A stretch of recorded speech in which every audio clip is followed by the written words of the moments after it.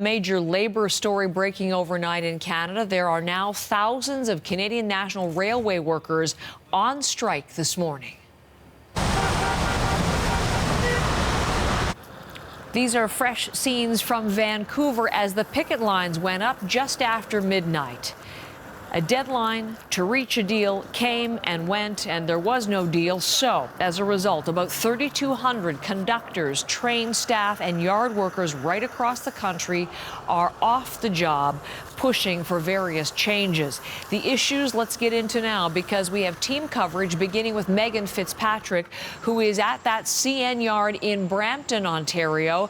The scene there, Megan, and the issues behind the strike, what are some of the main points?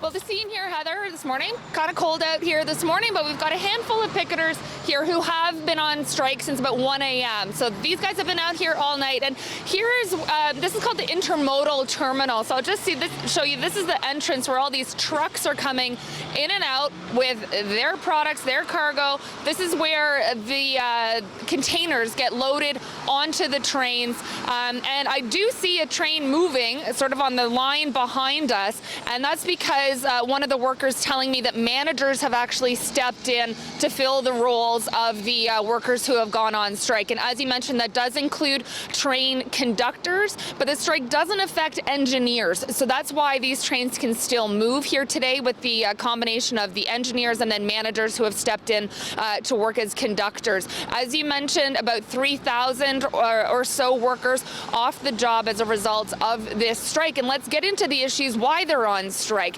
They say, the union representing them is the Teamsters union, that this is not about wages, it's not about getting a pay increase, it's about things like safety. There are some operating procedures that the workers feel are unsafe and they want the company to change, and they say the company has not budged on that. Another issue is prescription drug coverage for workers.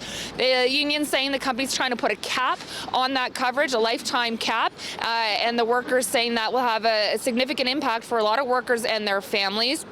And they say the company is also trying to make it harder to take time off and trying to increase the number of hours that they work. The union saying the company is essentially trying to get workers to do more with fewer workers, and that could have an effect on operations as well in terms of fatigue. So they say that's a safety issue as well. So those are some of the issues that they've been negotiating over 4 months. The negotiation started 7 months ago, Heather. They've been trying to use federal mediators to help reach a deal for several months. That's failed to work, and so the union giving their notice of a strike on Friday, the required 72-hour notice. Talks over the weekend clearly didn't get anywhere, and they've now walked off the job.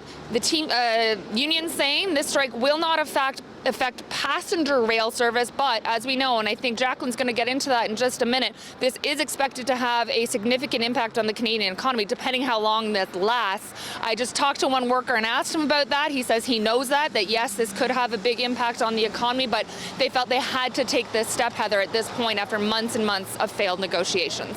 All right, Megan, thank you very much. We'll be back to you over the course of the morning there in Brampton, Ontario. And let's go right to Jacqueline Hansen, as exactly Megan was suggesting. Jacqueline, interested in you in terms of economic impact. We know this is the largest rail company in Canada, so one would anticipate, if this continues, a sizable effect. Yeah, and I am going to check in with Megan there, because she just mentioned that some trains are still operating thanks to the help of some engineers. I want to find out which trains those are, because at this moment, we were under the understanding that no freight trains were operating. So that would have an impact on farmers, those in forestry, as well as the oil industry, because those industries rely on the rail network to get their crops and their commodities to market. And this has already been a really rough year for many farmers in Western Canada, a combination of bad weather, but also trade disputes. So canola farmers, they have really suffered because China stopped buying.